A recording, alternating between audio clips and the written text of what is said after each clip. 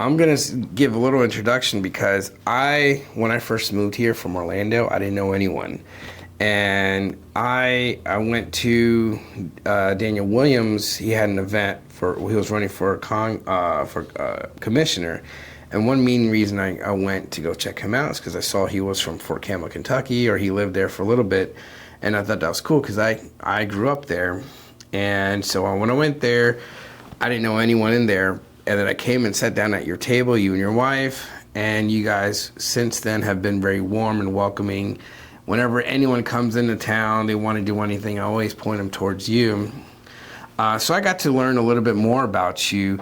But for those who are watching who don't know you or who are learning about you from other things, who are you? Who is Curtis Gibson? Well, thank you for that question because, there's a lot of different talks out there in the community about me. I'm just an average Joe, just like you and me. The Sues and the Worlds that grew up in a project, from the big city of Rochester, New York.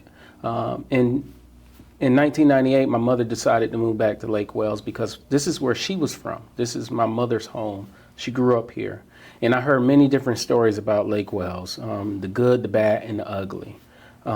So coming from a city perspective to Lake Wales really opened my eyes because I loved it, the environment. It was friendly folks in this area, and I learned how to do things that I probably would have never ever done before, such as, my parents didn't have a lot of money. They couldn't take me to Disney. They couldn't do anything. I was very appreciative of them because the most important thing they did, they made sure they provided a roof over my head, clothes on my body, and shoes on my feet, and teaching me about the Word of God. And do unto others as you want to be done to you. And those are the values that I have. And I basically came to this community through bus ministry. First Assembly of God, they used to have this program called Bus Ministry. They would ride into different communities in Lake Wales, and they would ask their parents if they can take them to outreaches and or take them to their church. So my parents allowed me and signed a waiver to go to church at First Assembly of God in Lake Wales on Burns Avenue. So and I got involved with that organization, and the family that took me in under their wing, Pastor Sean Rudy. Him and his wife showed me things nobody would have ever shown me. Took me places I probably would have never been. Allowed me to have an opportunity, as some don't have opportunities. So it's always been my goal to give others opportunities that I probably would have never had. So I worked so hard and been through so much in my lifetime and learned over the years of how I want to be perceived in the community, how I want to be a leader and a prime example for my kids, because I have 5 kids. And I have a beautiful wife, as you mentioned. And I do remember that day where we met you at the table. You came to our table. You were very welcoming, and you didn't meet no stranger because you introduced yourself. Hey, I'm Luis Mendez, So, and I appreciate that. And that was a long time ago. Yeah, that was a long time ago. And so I love this community. I love Lake Wales. I'm a hard worker. I'm a go-getter. I always been around the youth. I was an athlete pertaining to wrestling. In high school, I struggled. In fact, I struggled in school growing up with, a learning disability with comprehension. So it took me a while to understand. And plus, I was very shy. So I didn't talk to a lot of my peers when I was growing up. I was always that one that got bullied. And instead of someone saying something to me, I just stayed to myself because I didn't like confrontation. None of that. But I grew out of that. I grew out of that learning disability. I'm the first in my family to get a bachelor's degree. So I got my associate's degree. I have a bachelor's degree. I went to the police academy because I had aspirations in being a law enforcement officer. Unfortunately, that didn't work out. God saw something different in my life. And then from there, I got involved in politics. I would have never known I got involved, I would have never known to get involved in politics, but who inspired me back when I was younger, I would say President Bill Clinton and President Barack Obama, which gave hope to those of minorities that you too can be the president of the United States of America. So, and I wanted to make a change in my community because we went from stagnant, meaning no growth, no nothing in Lake Wells, where it was kind of like that old time feel. Don't cross this track, we won't cross your track. So I wanted to be, more inventive, innovative, and bring more light to our community and help the youth, particularly in recreational needs, to enhance our quality of life. Because again, I have children and I want to make sure they active instead of finding something to get in trouble. Yeah. So I'm sorry, that's a whole long,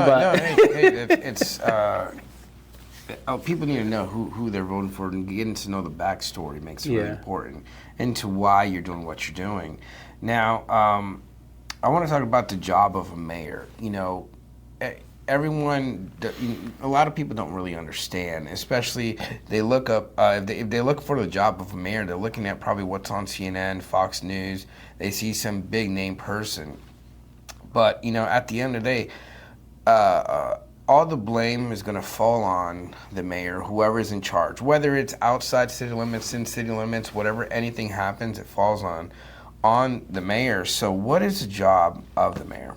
Well, it's and I want to be very transparent and let people know the mayor is just one vote, right? So the mayor has to really get his colleagues on the same page as him if he's trying to push for something, he or she, if they're trying to push for something. And that goes for commissions too. So the mayor is really the face of Lake Wells. They do the ceremonial events, the ribbon cuttings, the state of dress, where they speak about all the accolades and things that took place in the whole year. The mayor is really the one that's in charge of the commission meeting. He set the tone for the city commission. He can set the agenda. There's a lot of things that the mayor can do by using his voice as our leader to really advocate for the things that we need in our community. And you can build those relationships with other partners in municipalities and other commissioners or mayors in other areas too. Okay, nice. Now, one thing I don't like about, I hear politicians, they always say, I don't want to be a politician. I don't want to be mayor, but I have to do this. Why do you want to be a mayor? I want to be the mayor that lead everybody in our community. I want to be that prime example to show that, one, it doesn't matter what color you are if you want to be our mayor in Lake Wells. It don't matter what kind of background you may have, as long as you show good character, leadership skills, and what you have done to bring to the table to be able to help our community move in a future that we're anticipating for the better. So I would say, most importantly, I've been on the city commission. I know the importance of having people that really advocate for the average person like yourself, me, and others out there in our community, because local elections really affects you. When you turn on your water at home, that's local. When you flush your toilet, that's local. The president can't do none of those things by helping you. So we need to really focus on local elections and why it's very important, because our commission, our elected officials in our city play a really big role on how they want to move our city forward, setting the policy, setting ordinances.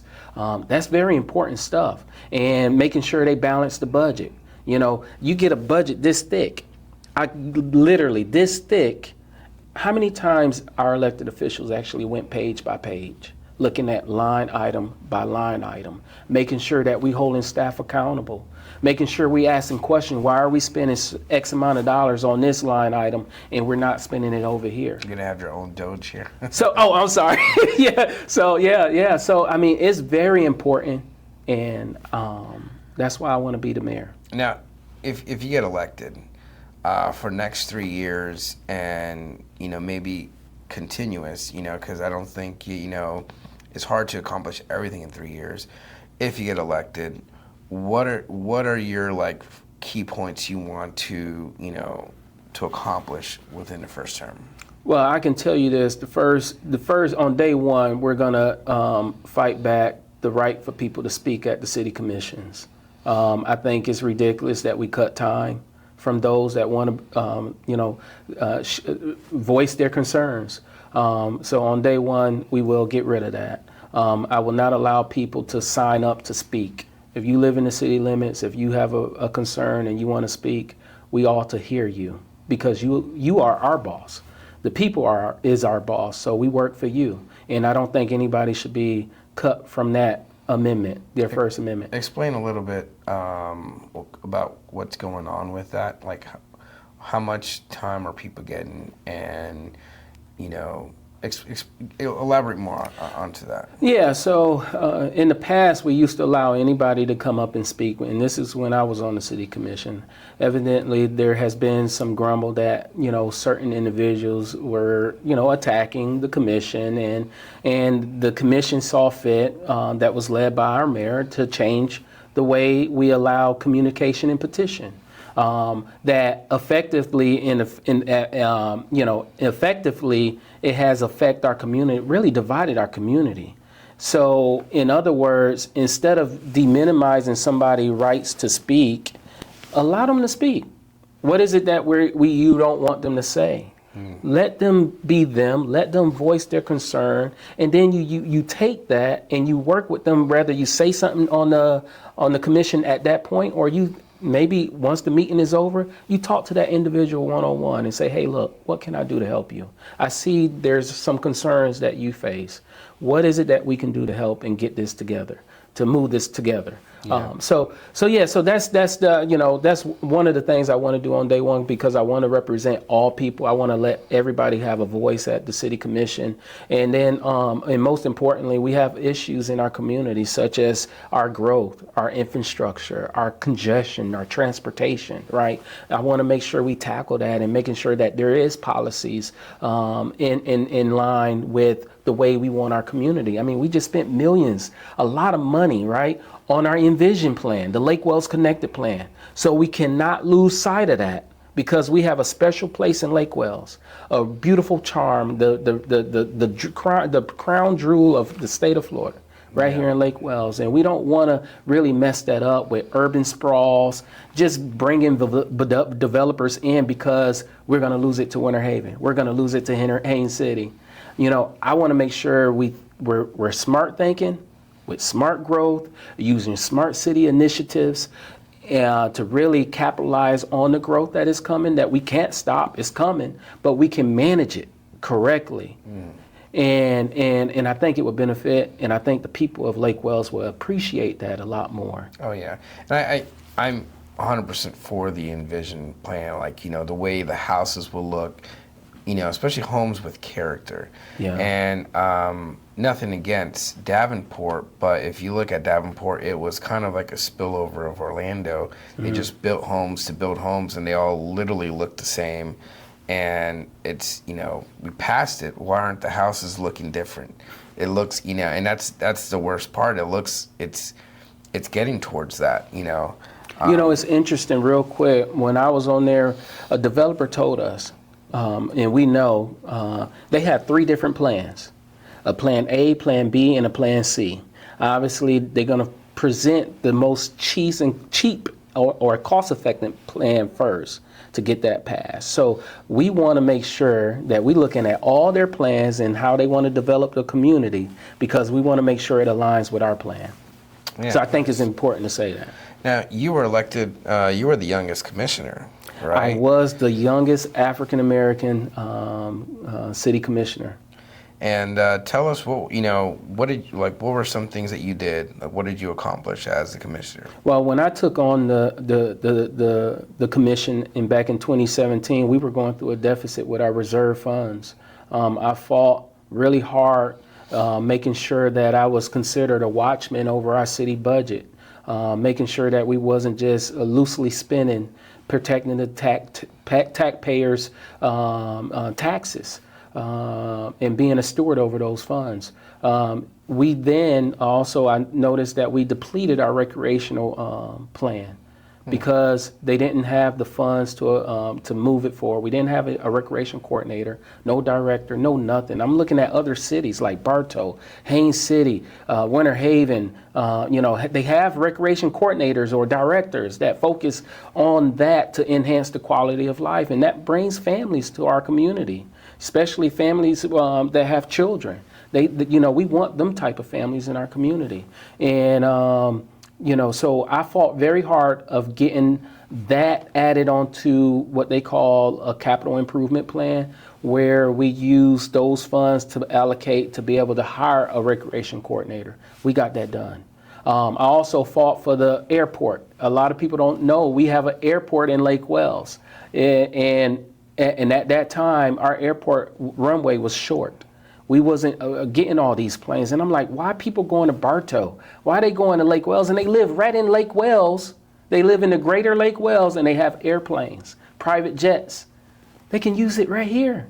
Yeah. That's a prime goal in Lake Wales that nobody really talk about. It's a hidden jewel. And I fought to extend that runway 50,000 feet. We got that done. Oh, wow. Under my leadership. We fought for the YMCA. We brought that under our umbrella, under my term, the YMCA, so that every resident in the city of Lake Wales, city limits, was to use the pool for free. We did that. I also helped get the first, in Polk County history, no law enforcement around have body cams. We had an issue, and people complained about our Lake Wales Police Department. And when they complained, I came up with a solution. Well, what'll help it solve this complaints is body cams. Why are we not trying to be transparent? Why are we not trying to hold people accountable? So what's the point, what's so big about body cameras? No, we need body cameras in our city. I don't care what Grady Judd, I don't care what Winter Haven, I don't care what they say. They may be against it, but we need it in our community. That's what make us different and make us unique. And we were the first in the Polk County to even get body cams, and then it was a domino effect.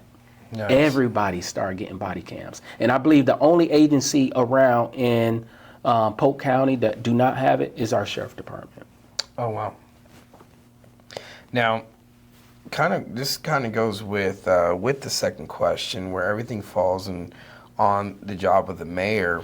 Now, within the city limits, what does the mayor have control over? And then is there any issue that is like, hey, that's 100% county, we can't do anything, this is city, and how will you deal with that with the county? Yeah, so the mayor, remember, and I'll say this again, I think I said it at the beginning, the mayor is only one vote, so he has to play to his colleagues of getting the majority, meaning he needs 2 other people to agree with him. So we have a commission of 5. So 3 is the majority, and our commission our city manager is gonna follow the majority on what he wants, on what they want him to do. So the mayor can be a very pivotal point on building a gap into with that bridge, filling the gap, by speaking to our county representatives, by speaking to state agencies and representatives, by collaborating. I believe in collaborating. I want to work with someone else because I don't believe in reinventing the wheel when the wheel is already invented. So we'll save a lot more resources versus, just doing it ourselves. Let's piggyback. Yeah. I'm big on that. Let's piggyback on what's already out there. But the mayor can play a really important role in trying to really gather that collaboration with our county partners and our state partners. That's pretty good. Next question is, more and more, and it'll kind of go with that, because more people, and this is a question from the Facebook group, by the way, more and more people are not just getting into accidents, but it's actually turning into fatalities on our road. What is the plan to reduce this tragedy? And I believe a lot of people are talking about this on Highway 60, which I know that's a county road, but a little bit out past the Walmart area. We're talking like Walking Water, which is, I would say, considered the greater Lake Wales. But pretty much, I would say all around, how would the commission handle that? Well, it's interesting because I lost count how many times a medical helicopter have flown on my property here at Eagle Ridge Mall due to accidents. And we don't even get notification that they're coming. They just come. And wow. We see it, and people think it's something that happened at the mall, but it's not. It's due to accidents. So we know that's one of the biggest issues right now in Lake Wales is the transportation, the congestion, pertaining to not only Highway 60, but Highway 27 right here at the cutoff of Thompson Nursery Road and Charlotte Suzanne. Those are some real bad areas as well. In fact, my employee got hit by a vehicle on Charlotte Suzanne Road here. I saw you guys. A hit and run, and left him off on the side to die. Thank God, he was blessed and healed, and he's doing better now. But that's where we need representatives to fight for safety, like sidewalks, street lights, to expand our roads, to make it easy and accessible for these vehicles so that we already know. So if we know our city is growing, why haven't we focused on our roads yet? Yeah. Even our city roads that we control. We control city roads. So why haven't we focused on making sure that we're playing to the part of the growth that's coming in different areas of our community, like Buckmore? That's going to be so congested as soon as all those developments get up and people start moving in there, in them homes. That's only a 2-lane. That's going to be so congested. You got school buses, so it's going to be crazy. But we can mitigate that by having comprehension planning, feasibility studies, making sure that, hey, before we approve any development to come or at the planning and zoning, hey, let's see what they have on our traffic. How are they going to enhance the roads to make sure they put a turning lane to go into their community so it won't congest the roadway? Yeah. Little things like that we can control. We can do that. We can't tell property owners they can't sell their land now. So I want to be very clear. You cannot tell a property owner they can't sell their land. But what you can do is you can have plans that developers have to follow. Yeah. And if they don't follow those plans, then I'm sorry, we don't need them in our community. Yeah. So that's my take on it. Oh no, that's pretty good, and especially the street lights. I know even in city limits. Oh, and I meant to say lots of dark areas. And with the county, because I know how you said we can work with the county and everything. Well, Rick Wilson is our county commissioner, so I have him on speed dial. I can call him right now, and this is relationships that I have built over the years from being an elected official. So, there's numbers in my phone now that I can call someone and say, hey, I need to talk to you about this. And they'll say, okay, Curtis, let's talk. And that's the type of leader we need. Now,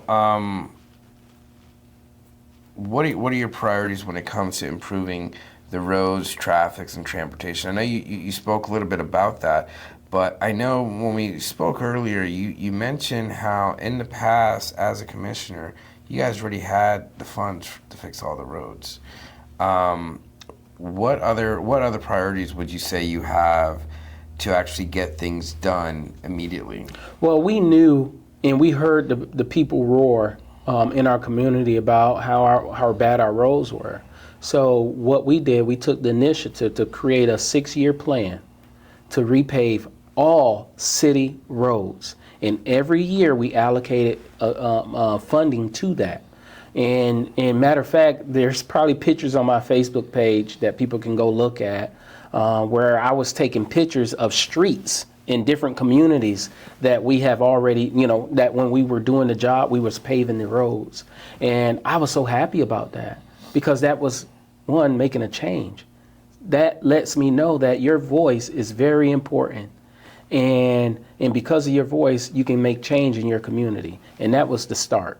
Mm-hmm. So, and I will get back to doing that. having those feasibility studies, those plans that plan out, phase 1, phase 2, phase 3 of completing certain things. Matter of fact, I was griping about the lighting on Burns Avenue when I was a city commissioner because I was a walker. I was athletic. I used to walk and run. Even Big Lake Wells, I used to run around Big Lake Wells, and the lighting was so bad. So they had Duke Energy change all the lights, to make it bright, LED. I think they completed all the lights and turned them into LED, making it brighter and safe for our community. I told them we needed a restroom at Big Lake Wells, so we did a recreational master plan. In that master plan, and I always fought for this, an amphitheater. I'm like, so many organizations use Big Lake Wells as a hub to do their events and stuff. Why not put an amphitheater down there? Yeah. Capitalize on recreational funding. Rent that out for people that's doing events down there. Make it beautiful, put a restroom on the amphitheater so it can be kind of like a center location. If you walk half away around the lake, you can go into the restroom, make it to the restroom, So those are different things of ideas bringing to the table to enhance our community. The only restroom area is all the way up near Kiwanis Park, so it'd be nice to have something out on that side near the dock or whatnot. Yeah, actually we were going to move the dock over, so because that's where the amphitheater was going to go. Oh. So they were going to move the dock over to Crystal Lake, and they were going to make a bridge across Crystal Lake. Oh wow, that would have been nice. That's pretty cool. Now here's another question from the group, which is one of the infrastructure which a lot of people have concerns. What are your plans to provide water for citizens of Lake Wells? Studies show that the Florida aquifer will not support the development that is underway. How are you going to combat that problem? Easy. I will fight to join the Polk Cooperative Water Group. I believe we need to get back on that plan, and that will help us plan for the future growth that, think about it. There's 17,000 people in Lake Wells. They're saying our population supposed to triple. You're talking over 50,000 people in the 10 years, and this was back in 2019, 2020, when we were talking about this. So they saying it was going to triple to that. So if we already talking about not having enough water, can you imagine when we have all these people and then when you turn on your faucet, it runs low or what have you, or maybe our water department having trouble making sure they're having all the resources they need to clean the water that we're reusing. So I think it is important because we were told on the commission when I was there, and I'm very transparent. I voted to wait. Let's see, because our administration said we can, 1, save taxpayer money, 2, we can do it ourselves and be in control of it, and 3, we will find the resources to get it. We can get grant funding and all this. So I haven't seen none of those things take place yet. I don't even know if we're drilling. So those are questions I would bring and raise.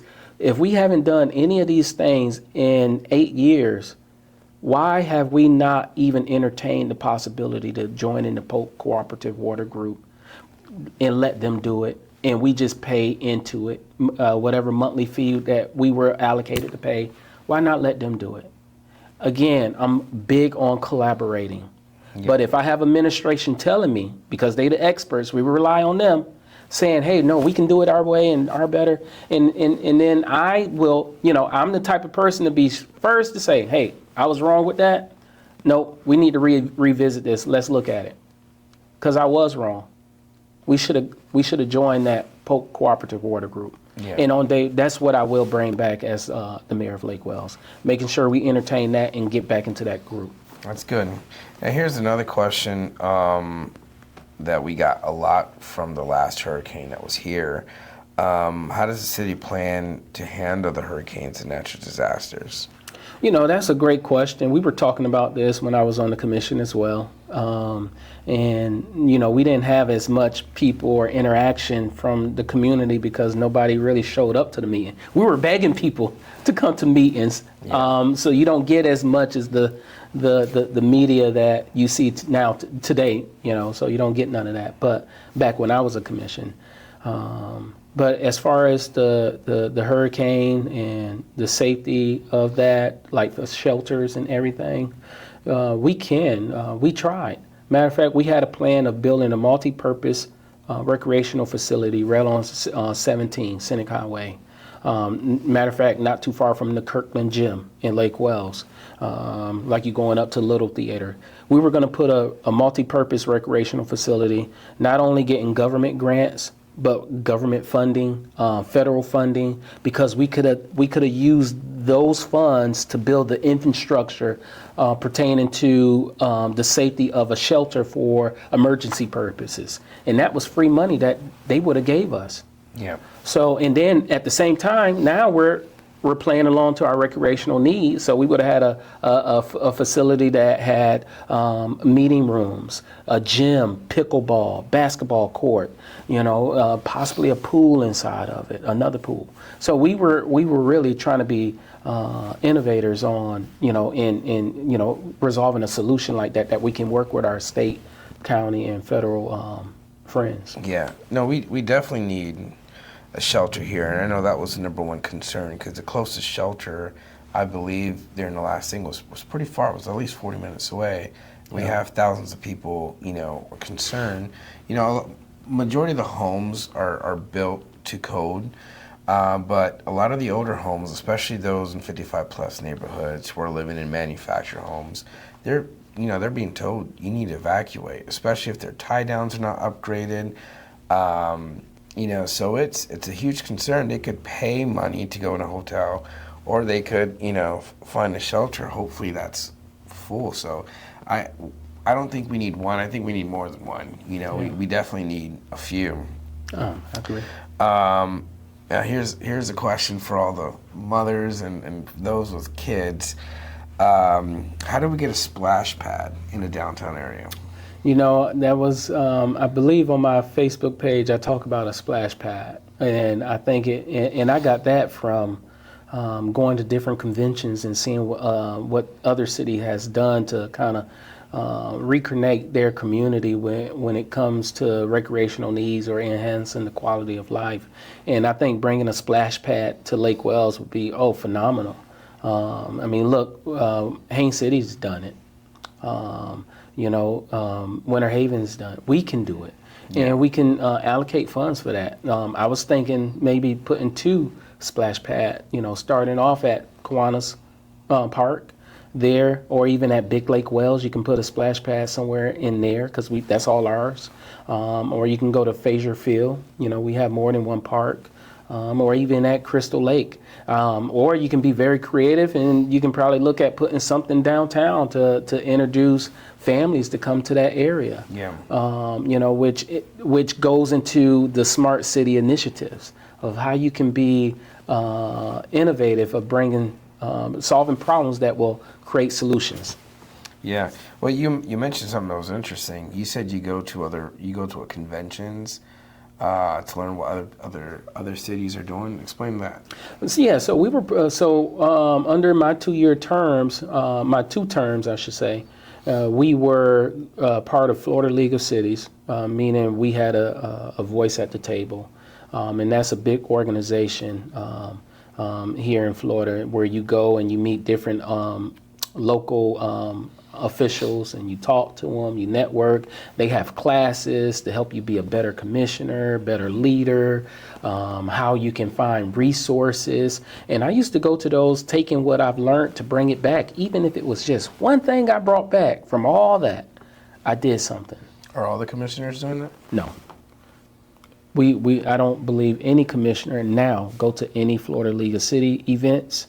I don't even know if we're on the Ridge League of Cities or the National League. I was part of all 3 of those organizations, and I got the opportunity to represent our city in a magnitude that others didn't want to do it. And remind you, I was doing this, one, being very young, raising my family, working maybe 2 jobs, and still being a city commissioner. So it can be done. You don't have to be retired to do this. Yeah. So hey, I like the growth. I'm always for learning. I spend a lot of money in always investing and learning, even if it's just that 1% better But that's really interesting.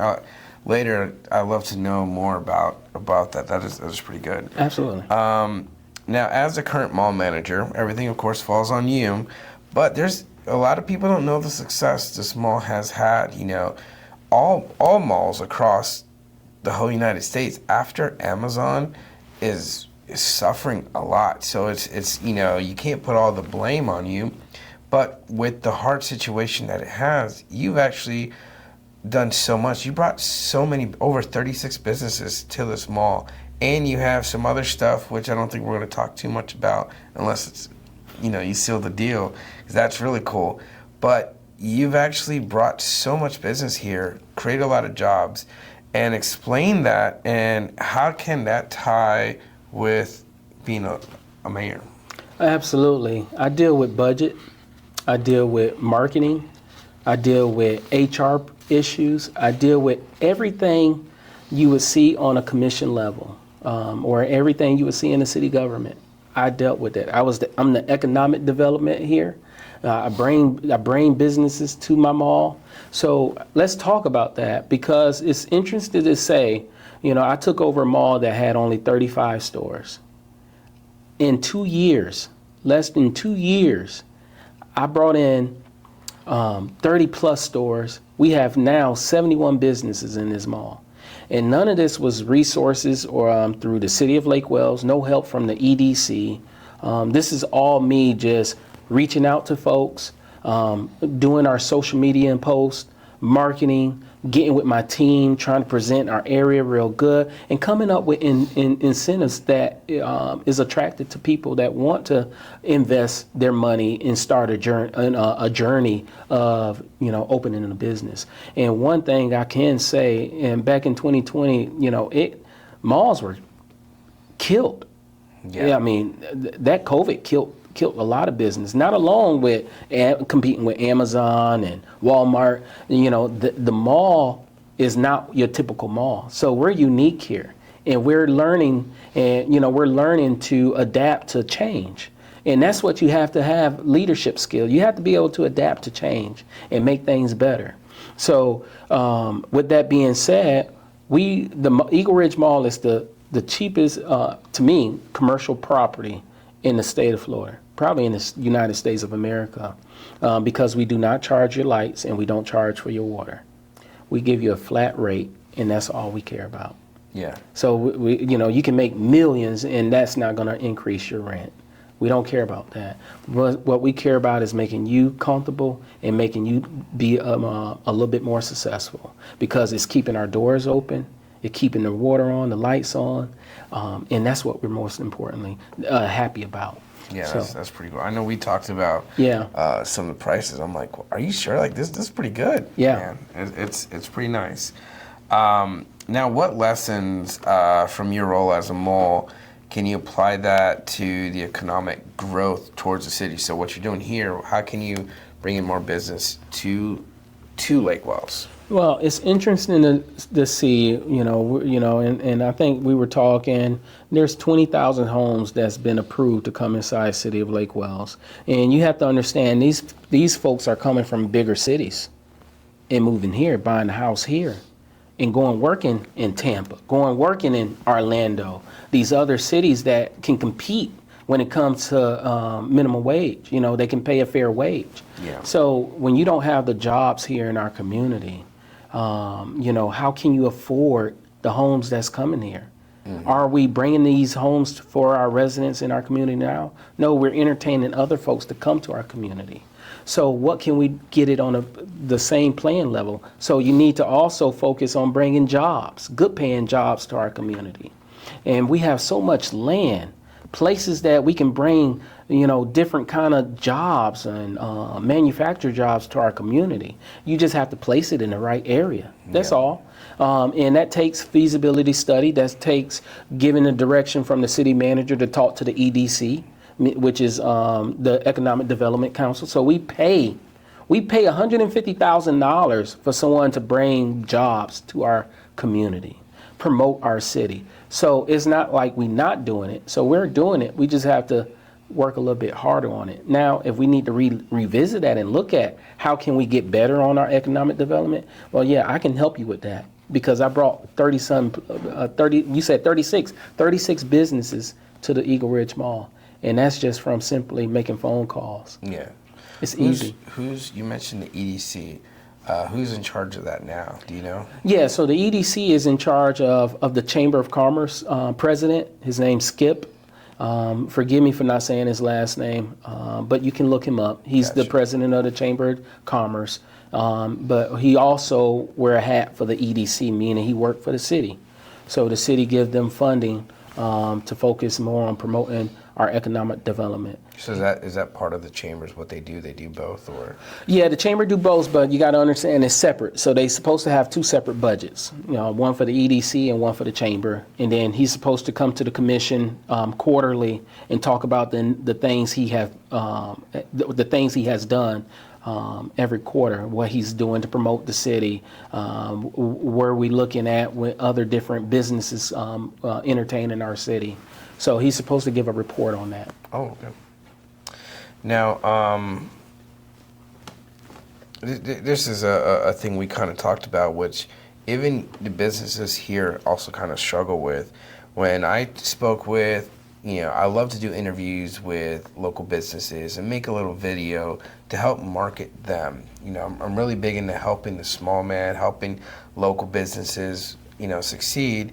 But one thing a lot of them has come up to me and tell me is the process to start a business in Lake Wales. It's so hard. They could go months paying rent before they can actually get it started. Could you explain a little bit about that with some of the tenants that you've had, and what would you do to make things easier? Oh, absolutely. I have seen tenants cry because of the process, and once we get word that the city was going to fine us because of a tenant that don't have their BTR, and that's business tax receipt, we had to let them know, unfortunately, because you don't have all your documentation, you cannot open your business. And they say, well, how am I supposed to pay my rent? What about all this merchandise I have? And I have to say, I'm sorry, but you need to push a little harder at the city. You constantly be on the phone. You need to be there in person. You need to force them to push your application to the front line. So my thing, looking from the outside in, that's a big issue.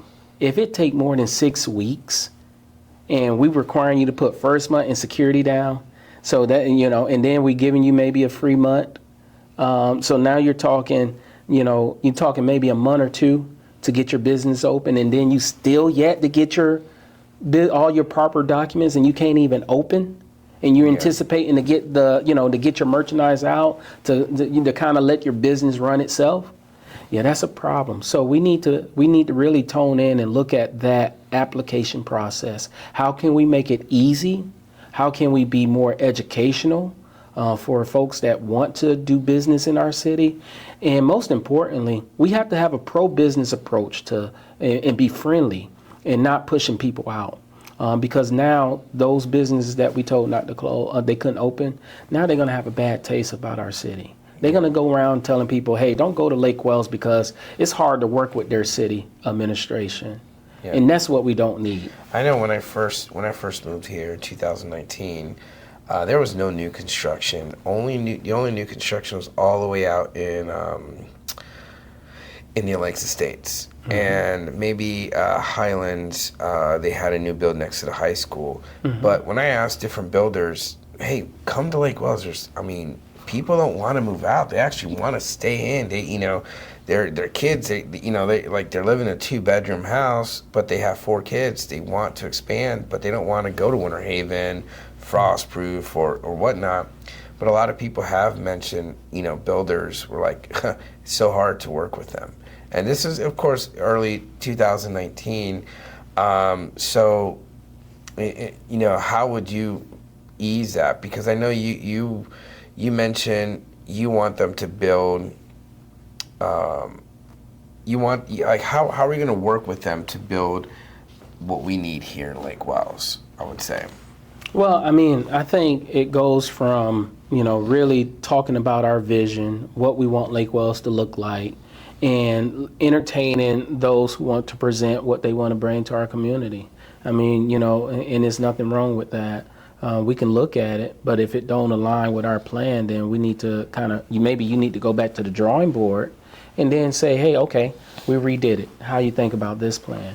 Yeah. And I want to say this too. A lot of people talk about the mall need anchor stores. I spoke to Ross, the company Ross. And I laugh because I respect what he said. He said, Curtis, I love your consistency. So thank you for calling me, but we're not entertaining Lake Wells no time soon. Call me back in maybe 5 years. I was like, do you not see all this growth going, all the homes, the rooftops and all this? And then I did a little more research. Lake Wells is probably the top 10 poorest city in the state of Florida. And when you look at the median income of our community, it's less than $27,000.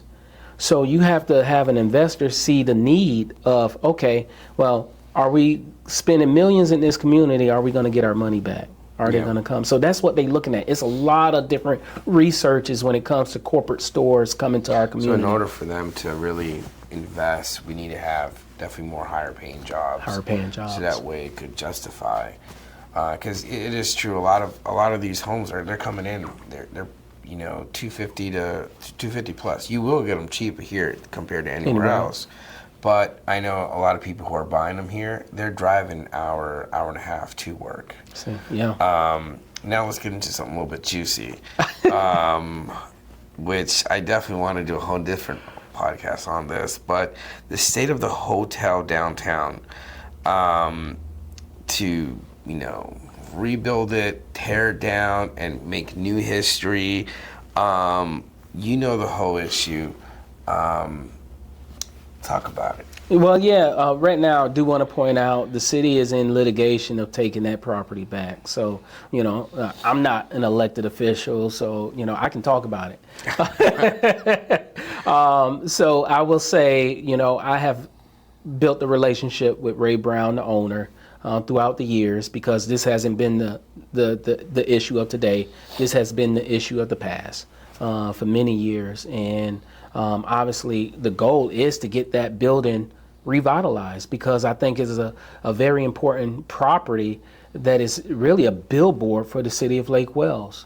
I mean, you can see this miles away come into our city, particularly our downtown. So I think it's going to help our downtown needs in bringing people there. So we do need to get that revitalized. But trying to be really unique and trying to solve a problem with solutions.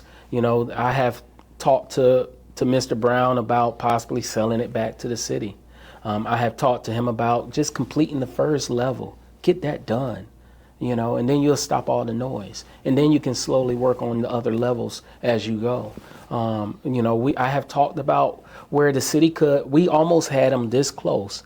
If we would have gave Ray Brown any kind of city support or city funding, which we could have out of the CRA, Community Redevelopment Agency, we could have gave him money to redevelop that hotel. But because of the relationship and the backlash, they didn't want to do it. But if we would have gave them some money now, we would have had control. And how you say so?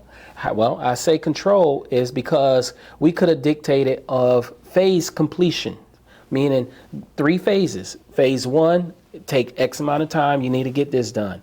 Phase 2, and if you do not comply in completing in a phase 3 completion, completing the phases, then you opt to give that property back to the city. Yeah. Because you use city funding, tax dollars, right? So you use funding to help you revitalize your building. So, and versus spending, and I can say, I will say this on the record, they probably spending hundreds and thousands of dollars pertaining to litigation right now. You know, we're paying our city attorney, you know, to attack this guy. And I'm sure he's paying out money from his attorney to protect his property.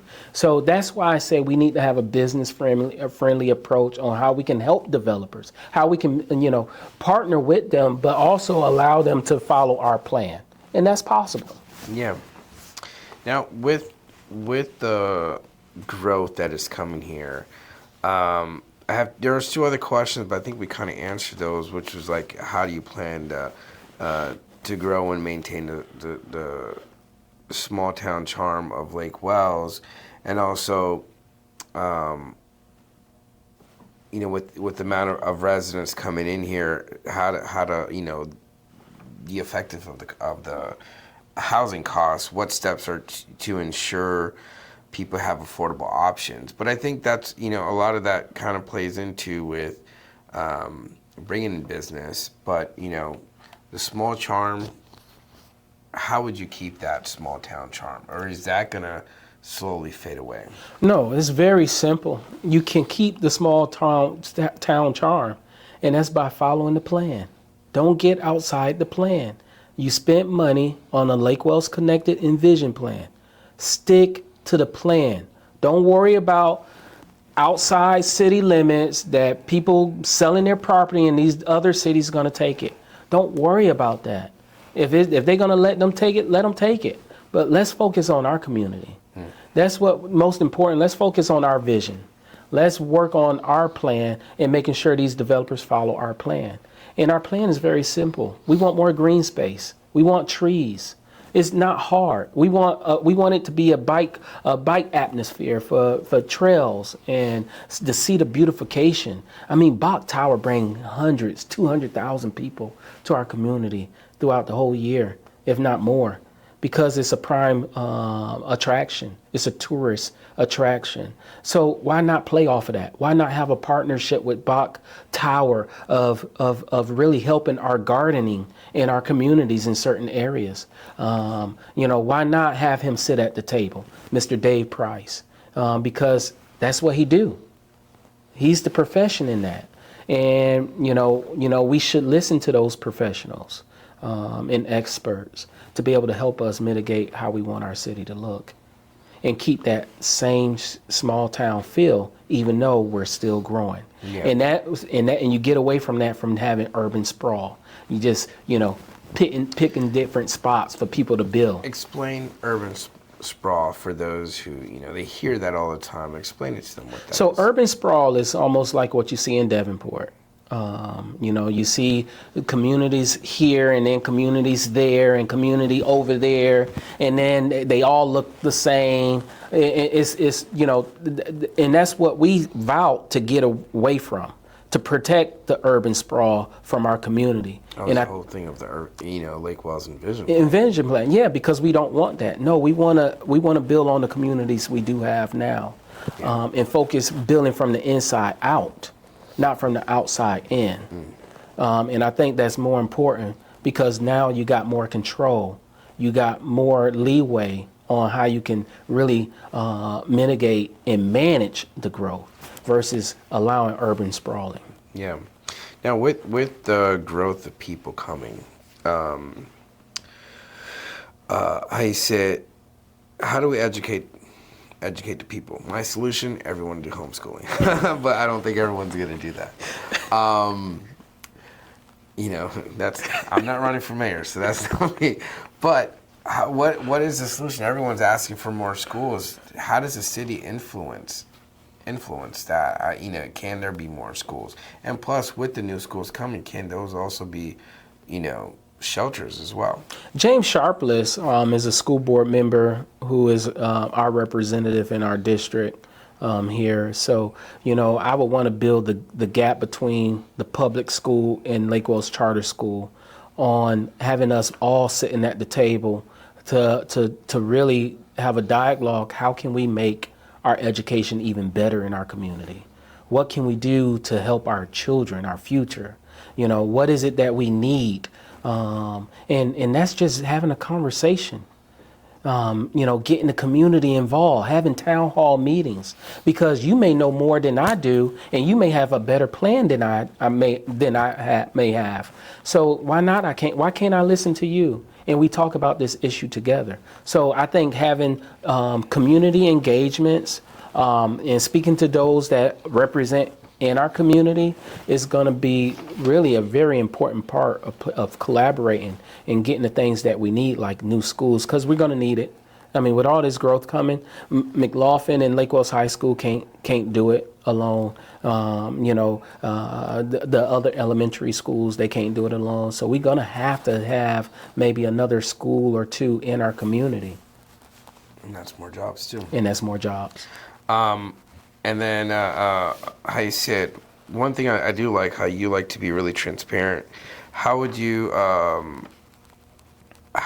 make it so when you're mayor, everything is even more transparent? I mean, I think I would assume things are, as everything's posted online.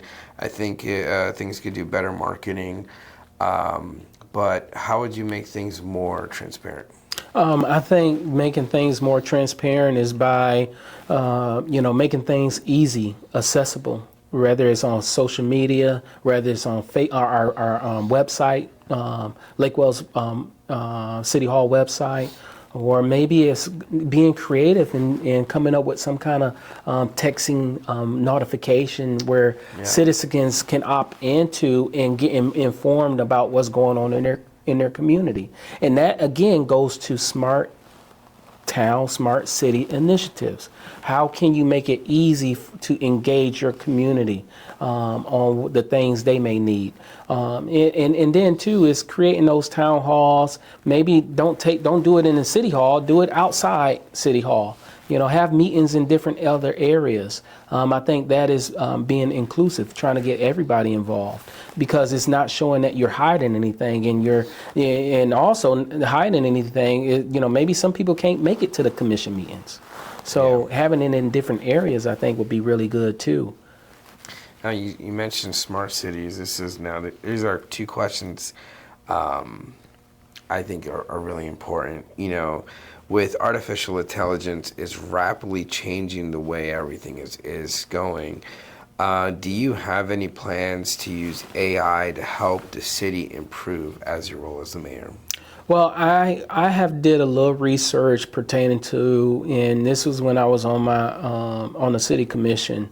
We looked into smart city initiatives. I've went to conventions, training sessions about it, and seen other cities, how they're operating when it comes to smart city initiatives. And I was feeling very hopeful that the city of Lake Wells can start planning and getting prepared to do smart city initiatives, doing things that will, really incentivize our community and make it even better than what it is now. So I think, it's very important that our administration focus a little bit on the smart city initiatives, and I'm sure that includes the AI and everything else from apps to marketing techniques, and as well as maybe even you can do it when it comes to, we have recreation facilities and stuff. So there's things that they can probably do at the recreational facility where we can track certain information and get that data, because I think that's the number one thing is data. Is very important, and we need that from our community. I know one thing about smart cities I saw was cool. If you ever go to,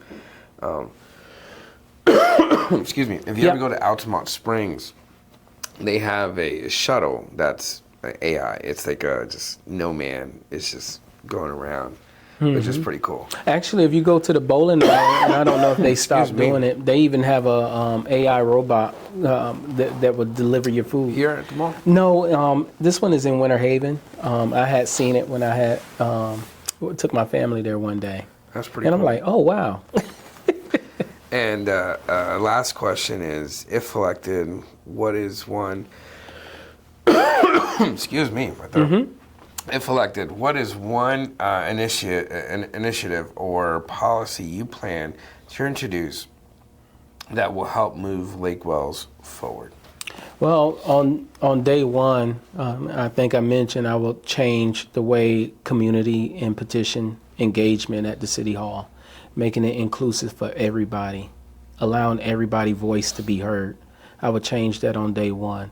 Not only will I change that, I will really focus more on making sure that I make initiatives of doing town hall meetings in the community periodically throughout the year. Not them coming to me, but me going to them and allowing their voices to be heard and letting them know, hey, this is what's taking place in our city. This is the direction the city is going. And we would love your help. We would love your support and or ideas. And I can take that, what I gathered from those community engagements, and take it back to my colleagues and talk to them, because this is what the commission's supposed to do. In fact, it's in our job description. They should get out in their districts. They should get out in the community and talk to the people that elected them, people that they ultimately work for. So so that's what I want to get back to. Having that friendly atmosphere for the don't be afraid of the commission. Come, we welcome you with open arms. Yeah. We may disagree to agree, and that's okay. There's nothing wrong with that, but we will still hear you, and you will hear us. So I think I want to bring that approach back to Lake Wales. And as far as policies, I want to make sure that we're following everything that we are that we have done in the past, that we spent money on, because I don't want that money to go to waste, on plans that we already said, this is what we want, and we need to continue to stay on it. And that's like the Lake Wales Envision Plan, the Lake Wales Connected Plan. We spent a great deal of time, money, and resources, and we cannot get away. And that's why it's important. It's very important. And we don't need people dictating, our commission on how their special interests want our city to look. No, we need to stay focused in making sure our city look the way we want it. And when I say we, I mean the people. Yeah, nice. Now here's your spot. If there's anything else you want to say, Oh, wow. That's it. let them know. Yeah, that's it. Well, thank you so much, Louise, for this invite, for this interview. And to you out there in media world, I thank you. April 1st is one of the important days in our lifetime right now for our city election. And it's very important that you do your research and know the difference between the two candidates, including myself, knowing who you're going to vote for. Look, I'm for managed growth. I'm for recreational for our youth. And I'm for transportation initiatives to really minimize the congestion that's taking place. And I'm pro-business. And most importantly, hey, I just said I went to the police academy. Of course, I'm pro law enforcement. So we're going to need safety initiatives and making sure that we're equipped with the personnel at our law enforcement department here in Lake Wales, and making sure the chief have everything that he needs. So with all these things that, are at the fore table, it's very important. And I'm asking you for your support. And you can learn more about me on my website, votegibsonformayor.com. Again, votegibsonformayor.com. Or you can follow me on social media, vote Curtis Gibson for Mayor of Lake Wales. Please get involved. Tell your people, tell your friends, tell your colleagues. Get out and vote April 1st. Request your absentee ballots. Call the supervisor of election if need be to get more information about it. This is important, folks. And I need your help and I need your support. Thank you so much. Vote Curtis Gibson to be your next mayor of Lake Wales. What's up?